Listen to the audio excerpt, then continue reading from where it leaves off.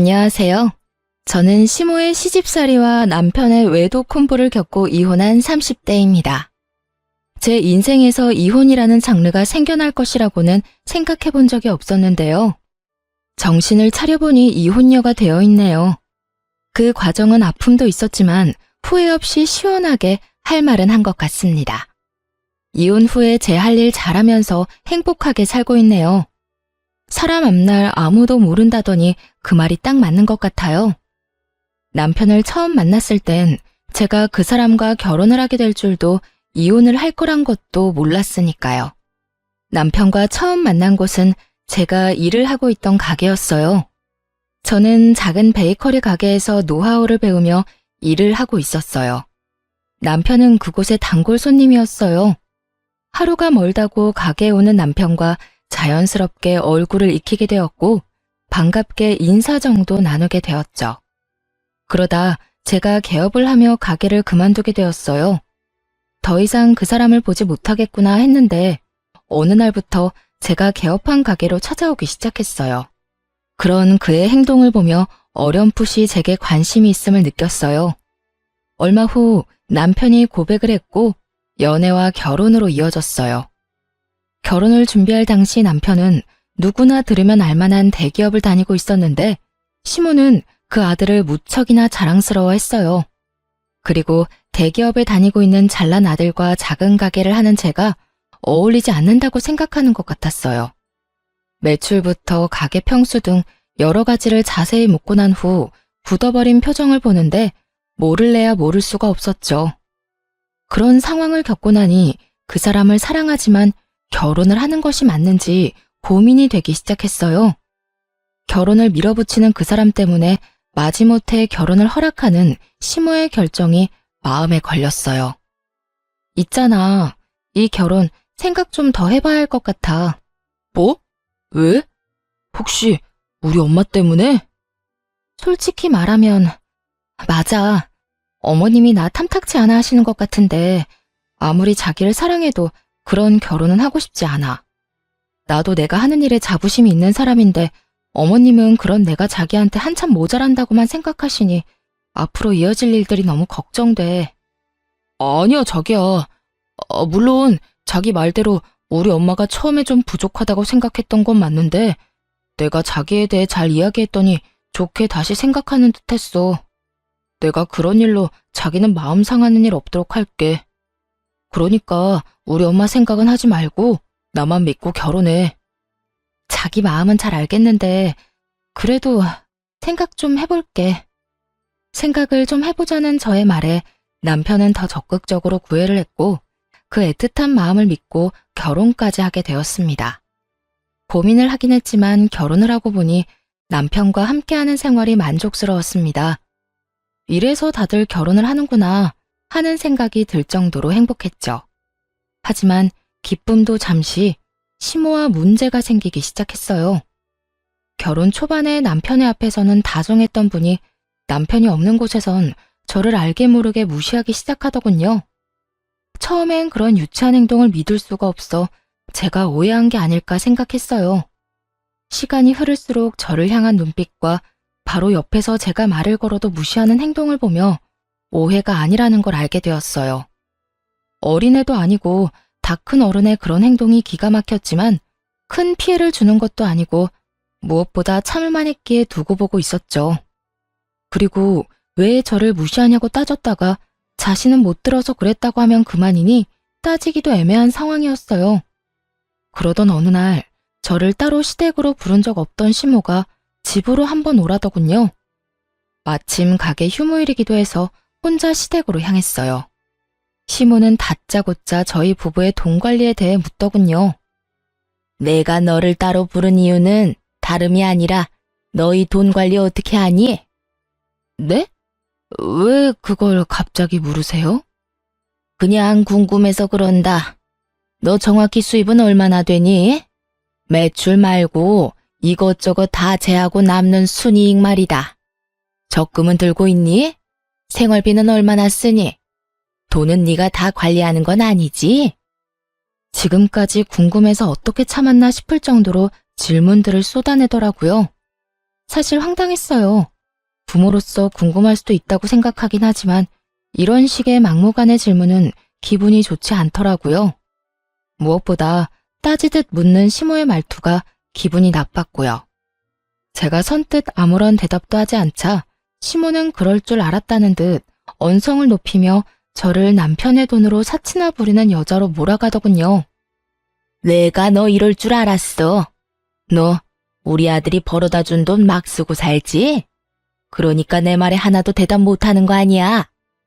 기가 막혔죠. 저요, 적금도 충분히 들고 있었고 시모의 말처럼 사치 부리지도 않았어요.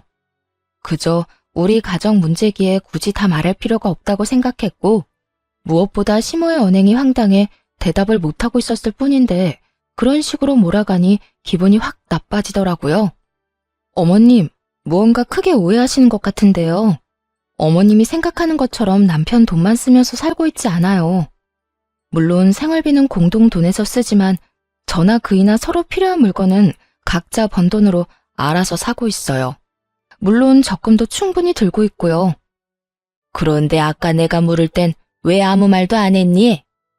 그거야, 저희는 이제 성인이고 돈 관련 문제는 저희 두 사람이 알아서 할 문제인데 굳이 다 말씀드려야 하나 싶어서 아무 말도 안 했던 것뿐이에요. 어머님께서 갑자기 그런 질문들을 하시니 당황하기도 했고요. 저는 충분히 잘 설명했다고 생각했는데 시모는 제 말을 제대로 듣지도 이해하지도 못한 듯 했어요. 제 말이 끝나자마자 불같이 화를 내더군요. 너 지금 말 다 했니? 정말 말 웃기게 하는구나. 네 남편이기 전에 내 아들이다. 그런 귀한 내 아들이 힘들게 번 돈 어디에 어떻게 쓰는지 엄마가 궁금할 수도 있는 거야. 그러니 당연히 대답해줘야 할 거 아니야.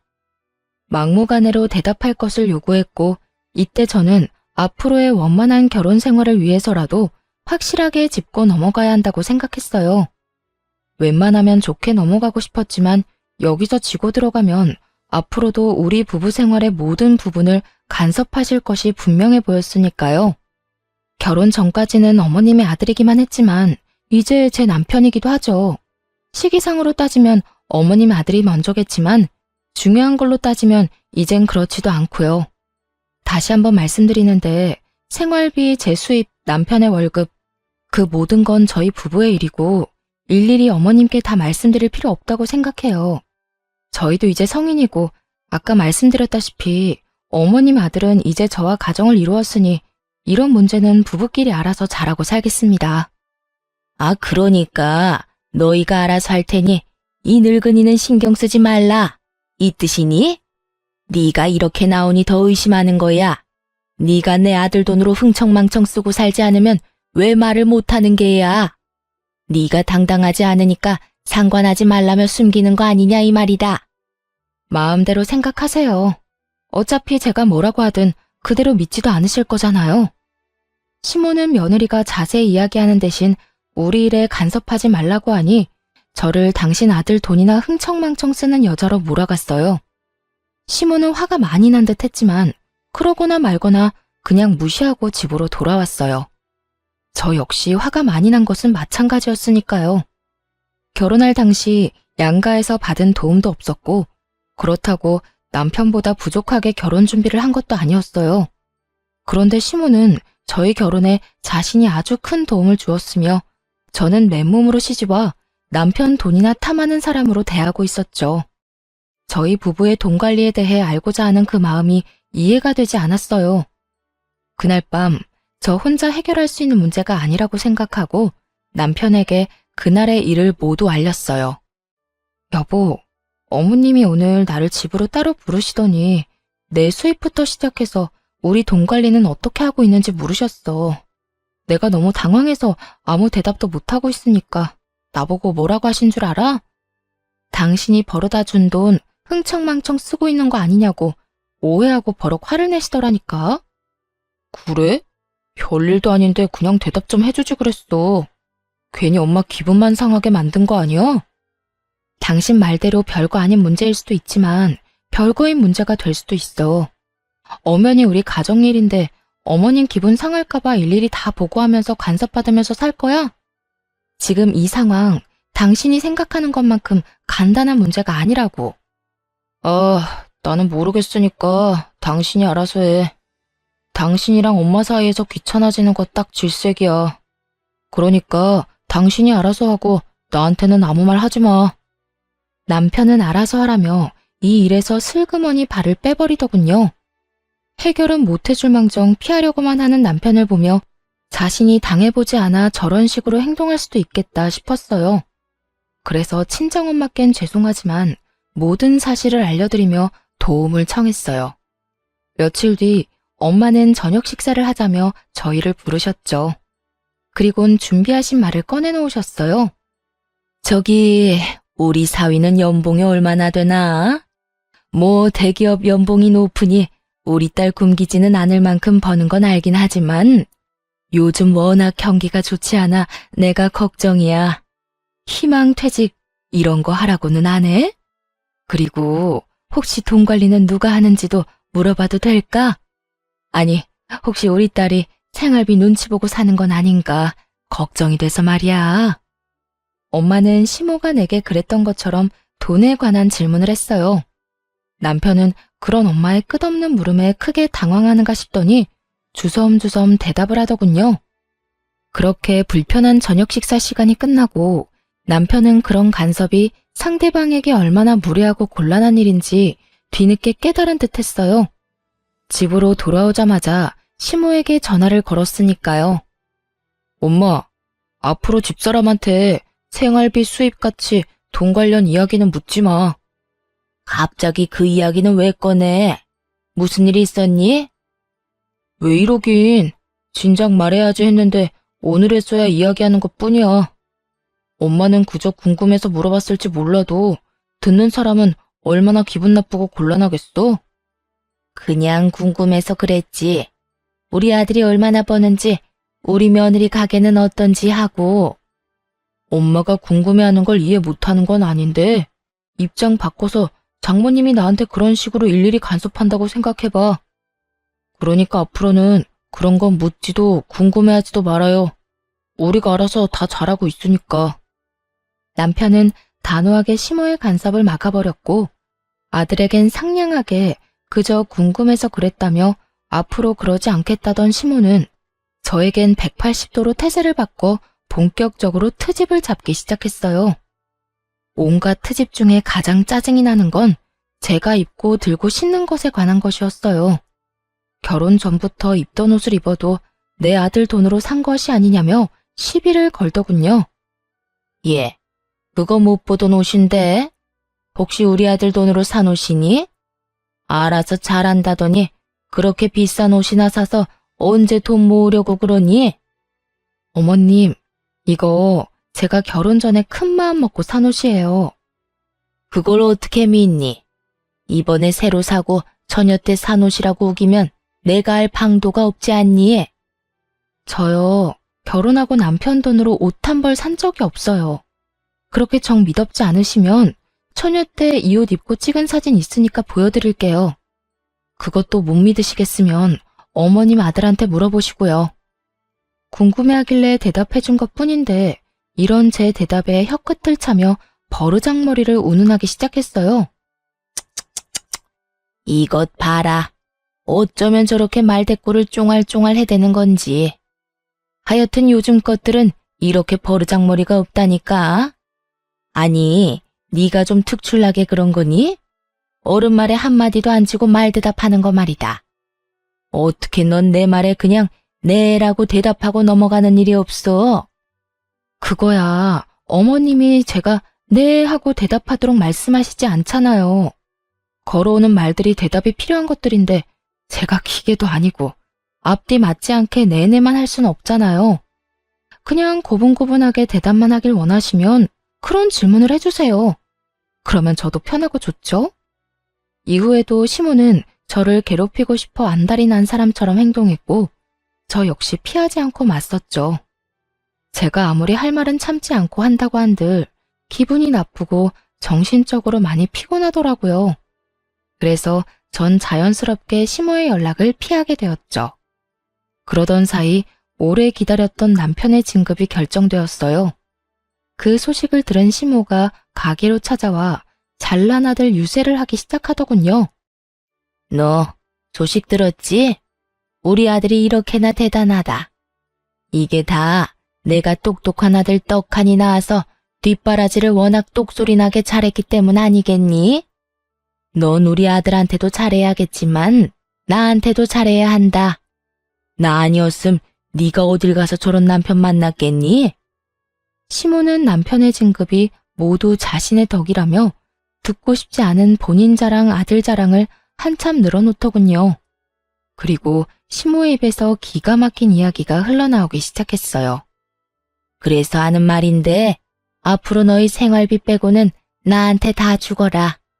진급도 했으니 연봉도 올라갈 텐데 그 돈을 너희가 관리해서 제대로 모으기나 하겠니? 내가 내 용돈 조금 빼고 다 모아줄 테니 당장 다음 달부터 그렇게 해.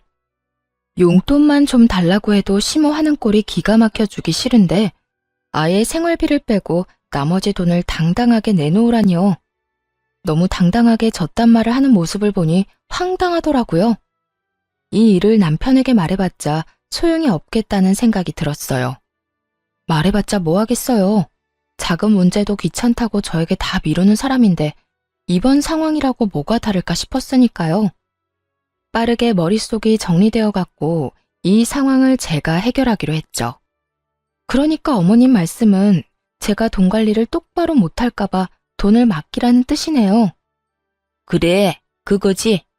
이제야 네가 말이 좀 통하는구나. 그런 문제라면 친정에 맡길게요. 아시겠지만 저희 부모님 두 분 다 오랫동안 은행에 계시다가 퇴직하셔서 자산 관리는 전문가 뺨치게 잘하세요. 투자 쪽도 꽤 잘 아시고요. 당장 다음 달, 아니 당장 이번 달부터 친정에 다 맡겨야겠어요. 이런 생각은 하지도 못했는데 감사해요. 저는 밝게 웃으며 시모에게 감사 인사까지 전했고 이런 제 말에 노발대발하기 시작했습니다. 너 지금 그 말 진심이니? 당연히 너희가 번 돈은 시댁에 맡겨야지. 그걸 왜 친정에 맡기는 게야? 시댁이랑 친정이 같아? 넌 출가했으니 이제 우리 집 사람이다. 같은 부모님인데 뭐가 다른가요? 저도 저희 집에선 하나뿐인 귀한 자식인데요. 설마 친정에서 저희 돈이라도 떼먹을까봐 그러세요? 걱정 마세요. 절대 그런 일은 없어요. 그게 무슨 말 같지도 않은 소리니? 같다니 뭐가 같단 말이야. 너는 우리 집에 시집 왔으니 이제 네 친정과는 끝난 인연인 거야.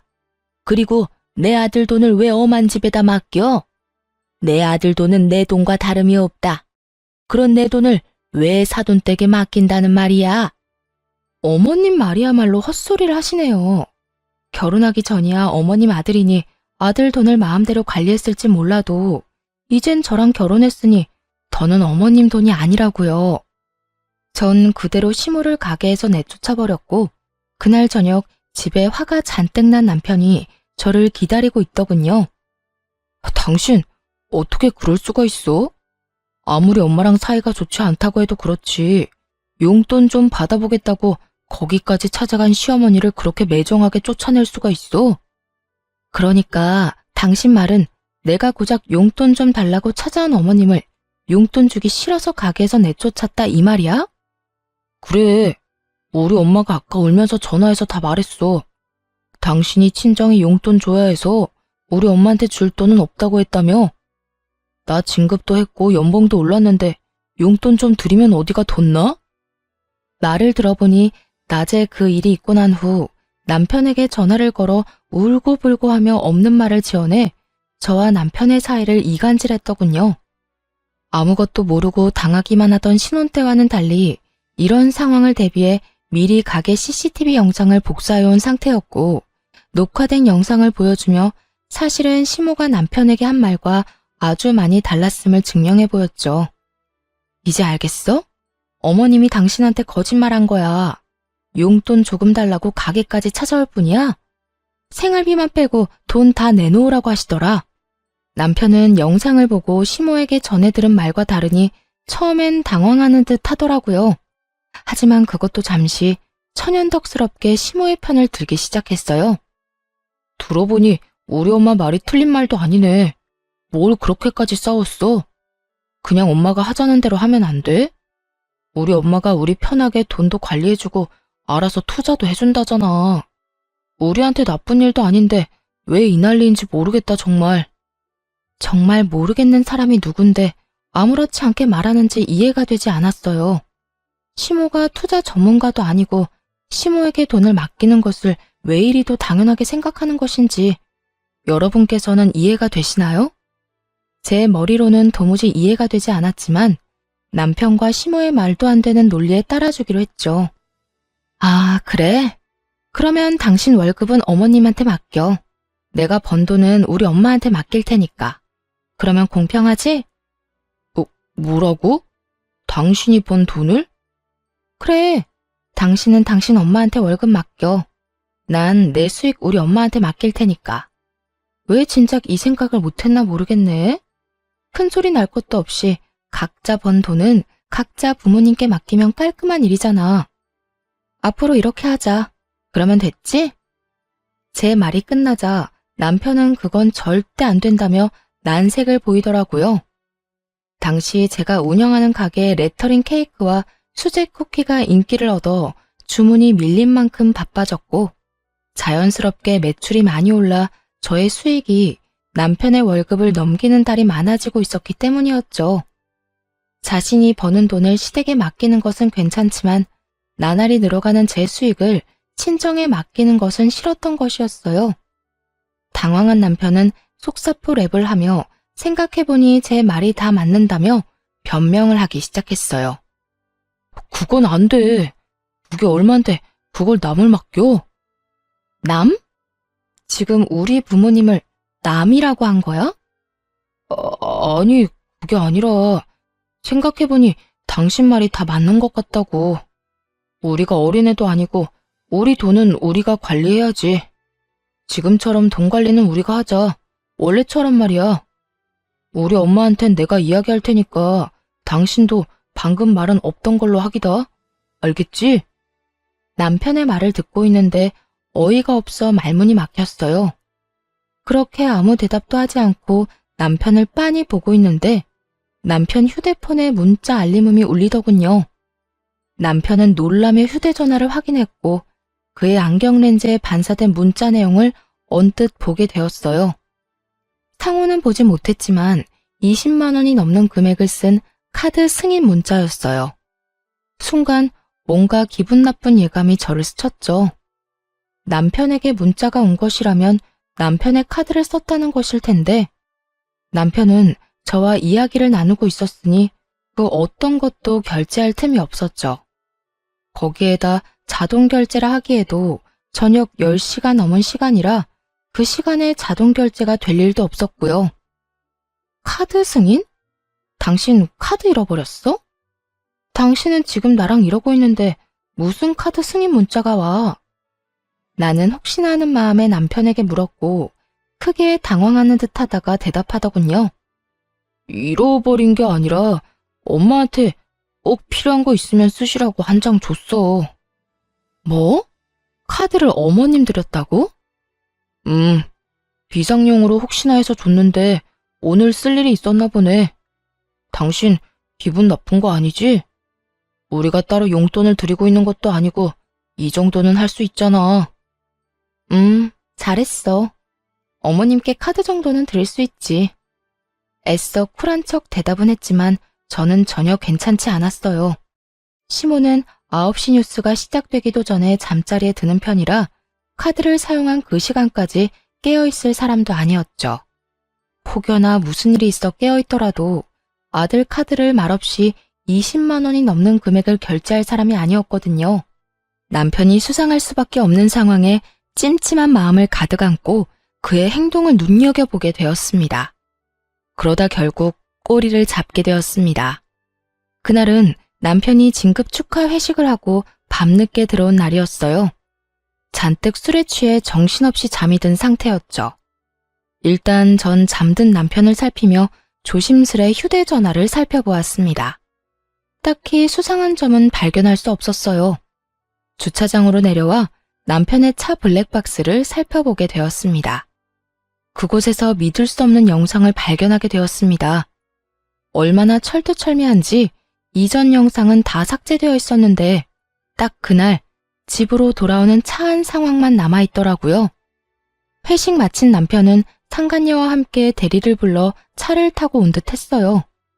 술에 너무 취해 지우는 것을 깜빡해 남아버린 외도의 증거가 적나라하게 드러나 있었죠. 자기야, 오늘 너무 많이 마신 거 아니야? 진급해서 기분 좋아 마시는 술은 아닌 것 같던데. 요즘 집사람 때문에 스트레스 받아서 그래. 무슨 여자가 한마디 지는 법이 없어. 우리 엄마한테도 또박또박 말대답이나 하고 말이야. 내가 요즘 두 사람 그 사이에서 아주 피곤해. 그것만큼 남자 피곤하게 만드는 일이 또 없지. 그래서 난 우리 남편이 뭐라고 하면 그냥 대답만 하고 무시해버려. 말 길게 해봤자 좋은 게 하나 없더라고. 자기는 어쩌면 이렇게 현명해? 어디 현명하기만 해? 능력도 좋아서 이번에 나 진급까지 딱 시켜주는 거 봐. 나 사실 이번엔 기대도 안 하고 있었는데 자기 덕에 진급도 했잖아. 자기야, 정말 고마워. 내가 앞으로 더 잘할게. 남편은 술에 취해 건들대면서도 상간녀를 바라보는 눈빛만은 꿀이 뚝뚝 흘러내릴 것 같더군요. 상간녀 역시 그런 남편을 웃으며 바라보았고요. 어이구, 그러다 이혼하고 나하고 살겠다고 그러겠다. 혹시나 해서 또 이야기하지만 난 이혼할 생각 전혀 없어. 그러니까 자기도 이혼 생각은 하지도 마. 걱정하지도 마세요. 나도 이혼할 생각은 없고 혹시나 이혼하더라도 자기한테 같이 살아달라고 떼쓰지 않을 테니까. 그냥 지금처럼 내 곁에만 있어줘도 난 만족해. 그래, 우리 지금처럼 서로 즐기면서 잘 지내자. 그게 현명한 거야. 나중에 들어보니 상간녀는 같은 회사에 다니는 직장 상사였어요. 나이도 남편보다 5살 많더라고요. 그렇게 자랑스러워하던 진급도 상간녀가 힘써준 덕분이었어요.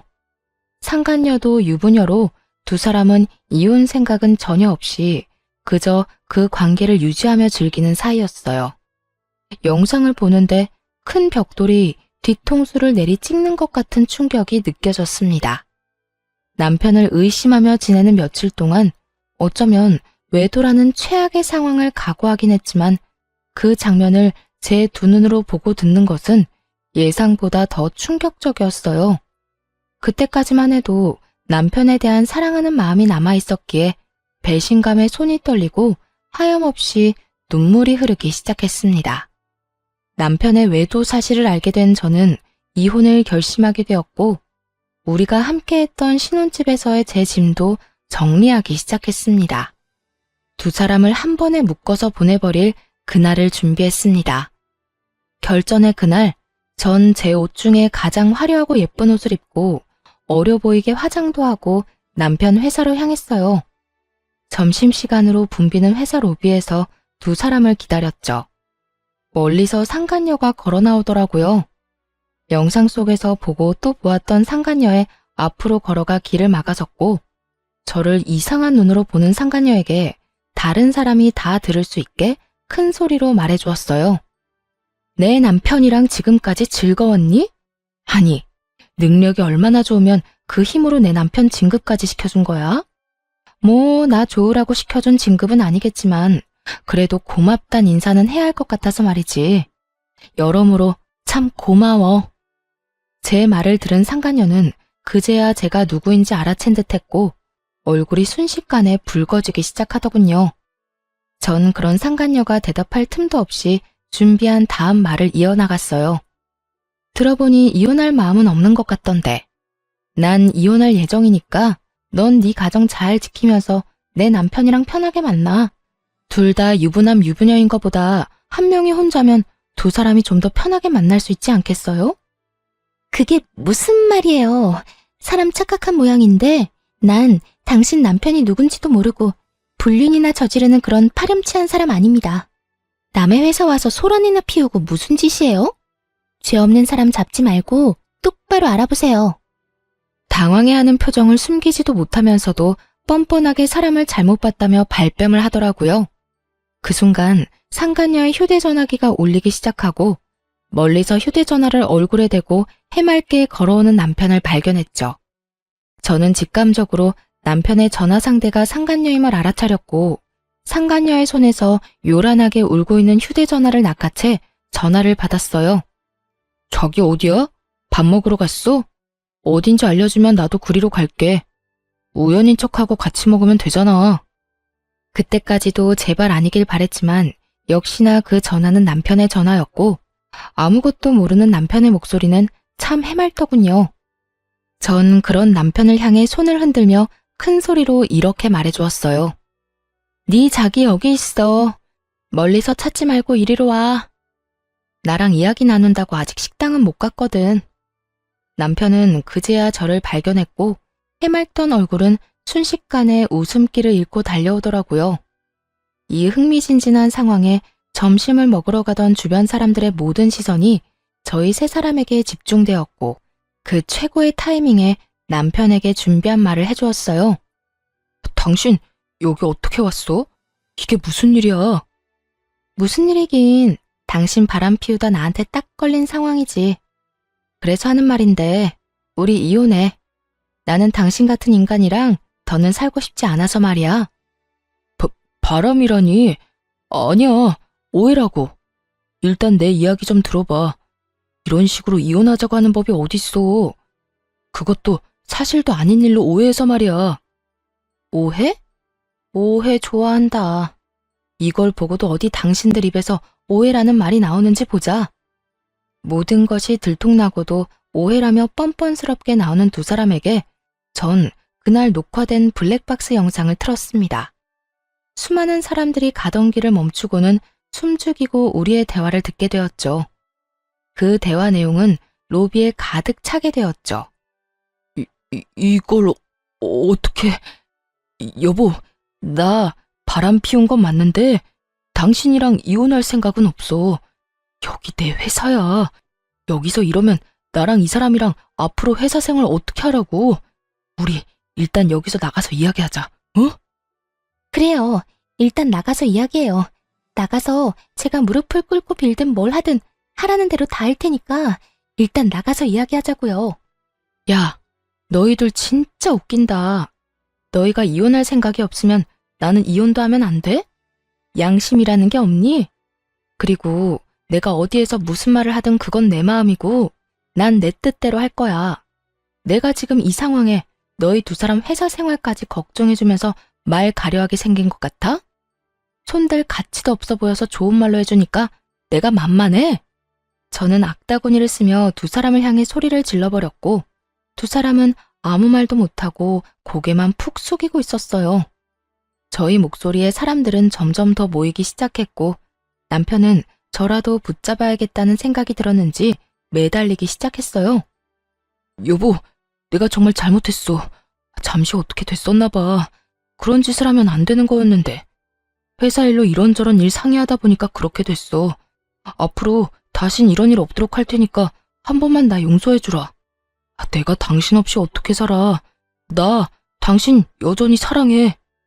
어떻게 살긴 능력 좋고 현명한 저 여자랑 즐기면서 잘 살면 되지. 어찌되었든 난 내 할 말 다 끝났어. 더 할 말 있으면 법원에서 판사님한테 말해. 그렇게 뒤돌아 나오는데 상간녀가 무릎을 꿇고 빌기 시작하더라고요. 저기요. 제가 정말 죄송합니다. 남편분과는 다시는 만나지 않겠습니다.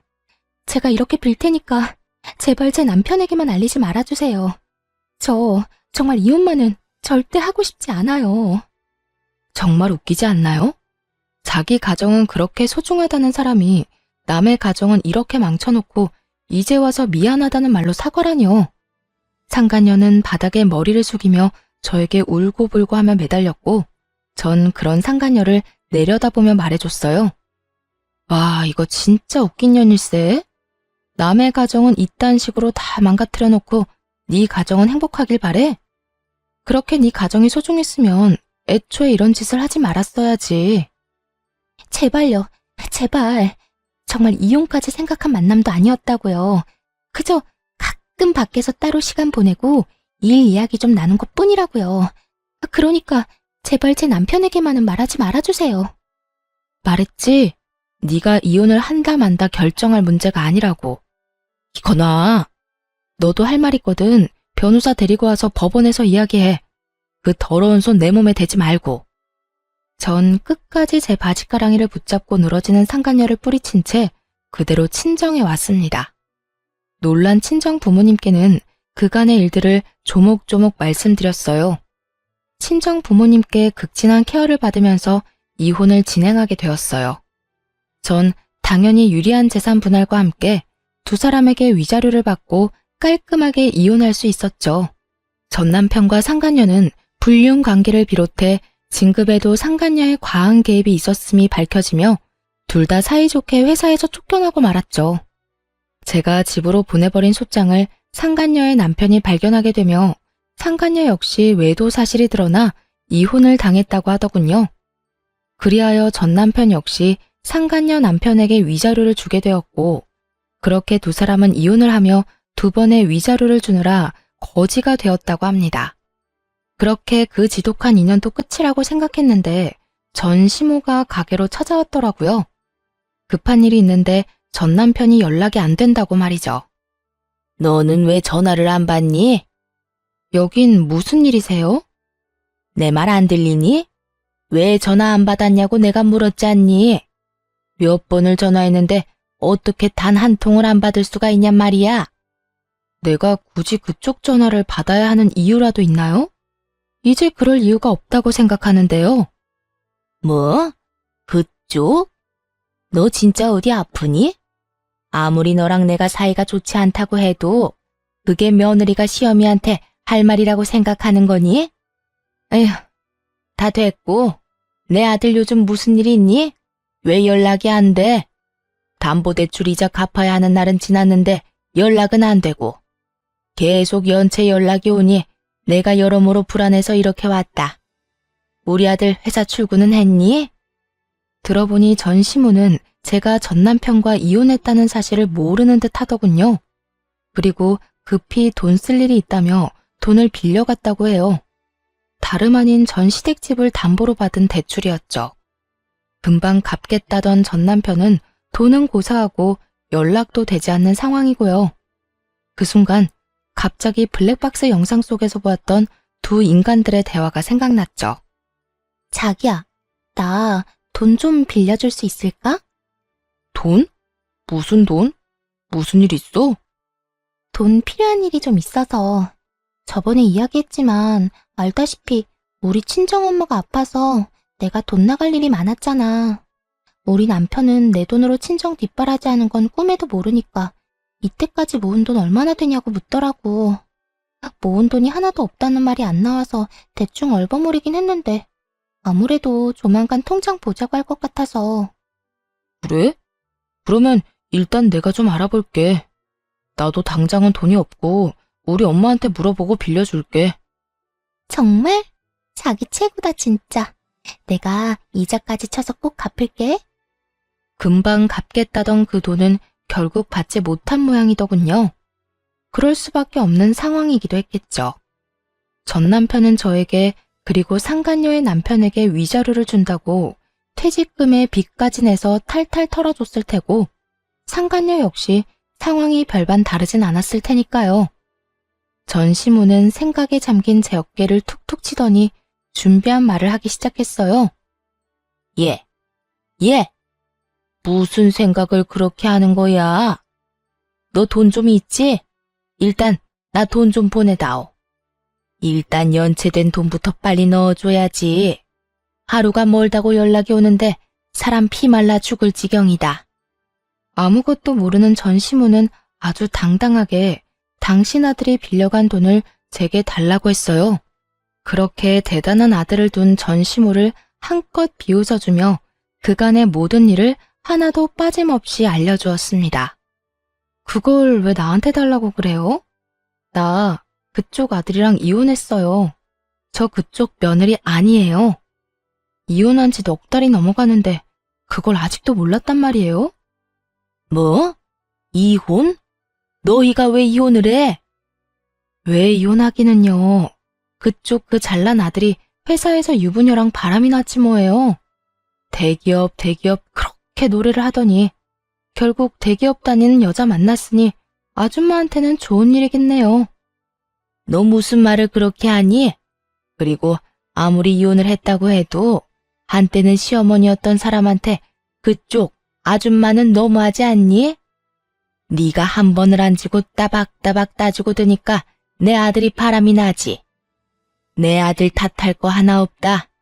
다 네가 이렇게 되바라져서 그런 거야. 전 시모는 이 와중에도 부끄러운 줄도 모르고 잘난 아들 감싸느라 정신이 없더군요. 그 눈물겨운 모성애 앞에 전 아직 말하지 않은 사실을 알려주었죠. 아, 그래요? 그러면 그런 걸로 치고 아줌마 대출 받았다고 했죠. 아마 그 대출금 못 갚아줄 거예요. 아줌마 아들 부정진급에 불륜까지 저질러서 회사에서 잘리고 이혼 위자료에 상간남 위자료까지 주느라 빚쟁이 됐을 거거든요. 그러니까 그 집 팔고 얼른 대출금부터 갚으세요. 아들 기다려봤자 연락 안 올 거라고요.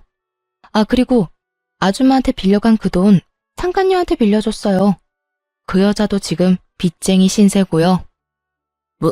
뭐야? 내 아들이 회사에 잘리고 빚쟁이가 됐다고? 그것도 모자란 내 돈을 그 여자한테 줬단 말이야? 네, 안타깝지만 다 사실이에요. 당장 아들한테 연락해서 물어보라고 하고 싶은데 보아하니 그 잘난 아들도 연락이 안 되는 것 같네요. 못 믿겠으면 회사에 연락해보든가요. 그럴 리가 없어. 똑똑한 우리 아들이 그런 멍청한 일을 할 리가 없잖아. 두 사람 증거 아직 제 휴대전화에 있는데 보여드려요? 그래야 조용히 내 가게에서 나간다고 하면 보여주고요. 화가 머리끝까지 난 전시모는 드라마에 나오는 회장님처럼 목덜미를 잡고 뒤로 넘어간 듯 하더니 저를 노려보며 가게에서 난동을 피우기 시작하더라고요. 뭐야? 인연이? 이게 다 너 때문이다. 내 아들이 하필 너 같은 거랑 결혼해서 그렇게 된 거야. 불쌍한 내 아들 가여워서 어쩌노. 내 아들뿐인 줄 알아? 한평생 살아온 내 집은 어떻게 할 거야? 그게 왜 내 탓이에요. 생사람 잡지 말고 당장 여기서 나가세요. 여기까지만 하고 나가면 내가 마지막으로 한 번은 참겠지만 지금 나가지 않으면 진짜 가만 안 있어요. 그렇게 마지막 기회를 줬지만 전 시모의 귀에는 들리지 않는 듯 했어요. 온갖 욕을 하며 제가 정성 들여 만든 쿠키와 케이크를 다 쓸어버리는가 싶더니 테이블과 의자까지 넘어뜨리더군요. 거기에다 예약을 받아 곱게 포장해 놓은 케이크까지 다 바닥으로 떨어뜨려 엉망이 되어 버렸고요. 독한 년, 네가 그렇게 지독하게 구니 우리 착한 아들이 기가 눌려서 오만 여자한테 눈길을 준 거 아니냐 이 말이다. 내 아들을 그 꼴로 만들어 놓고 넌 이렇게 잘 먹고 잘 살려고 했어? 그렇게는 못 두지. 내가 그 꼴을 보고만 있을 것 같아? 정신 좀 차리세요. 아줌마 아들이 바람을 피운 건 나 때문이 아니라 아줌마 아들이 그런 인간이라 일어난 일이에요. 회사에서 잘린 것도 빚쟁이가 된 것도 다 아줌마 아들 탓이고 다 아들을 그따위로 키운 아줌마 탓이라고요. 전 이렇게 고함을 질러주며 전 시모를 끌어다 가게 밖으로 내쫓아버렸고 경찰에 신고를 해버렸죠. 예전의 관계를 생각하며 전 시모의 만행을 그냥 넘길 만큼 마음이 너그러운 사람이 아니었어요. 사실 전 시모와의 정은 쌓인 적도 없었지만요. 그렇게 전 경찰에게 가게에서 난동을 부린 모든 장면이 담긴 CCTV 녹화 파일을 넘겨드렸고 전 시모가 망가뜨린 제품을 비롯한 모든 것들을 청구해 다 받아냈죠. 전 시모는 제가 그렇게까지 나올 것이라 생각하지 못했는지 저에게 전화가 와서 화를 내긴 했지만 그대로 차단해버렸습니다. 그 이후 다시 연락을 한다거나 찾아오는 일은 없었어요. 시간이 지나 건너 들려오는 소문에는 전 남편과 상간녀는 빚쟁이가 되어 하루살이 신세를 면치 못하고 살아가고 있다고 했어요. 그렇게 그 소식을 마지막으로 지긋지긋한 전 남편 그리고 그 가족과의 인연의 끈도 끊어지게 되었습니다. 전 좀 더 좋은 곳으로 가게를 옮겼어요. 새로운 곳에서도 다행스럽게도 자리를 잘 잡고 잘 지내고 있어요. 일이 많아 돈을 많이 버는 것이 좋긴 하지만 아무래도 그만큼 몸이 힘들기에 하루에 정해진 양만 판매하고 나머지 시간은 레시피 개발이나 휴식을 하며 시간을 보내고 있는 요즘이에요. 아직 누군가를 연애를 하거나 다시 결혼을 할 마음은 없어요. 아무래도 믿었던 사랑하는 사람의 배신이 가장 힘들었지만 전 시모에게 온갖 트집 잡히며 시달린 것도 큰 스트레스였거든요. 물론 모든 시어머님이 그런 것도 아니라는 것도 알고 모든 남편들이 그런 것이 아니란 걸 잘 알고 있습니다. 그럼에도 한동안은 남을 사랑하는 대신 저를 사랑하며 지내고 싶은 마음이 더 큰 상태랍니다. 이렇게 지내다 좋은 사람이 나타난다면 다시 새 출발할 생각이 들게 될까요? 지금은 저를 위한 이 생활이 너무나도 평온하고 너무나도 만족스럽네요. 이런 걸 행복하다고 하는 거겠죠? 하여튼 전 지금이 너무 행복하다는 말을 전해드리며 이만 물러가 보려고 합니다. 긴 글 함께 해주셔서 감사하고 모두 행복하시길 진심으로 바랍니다.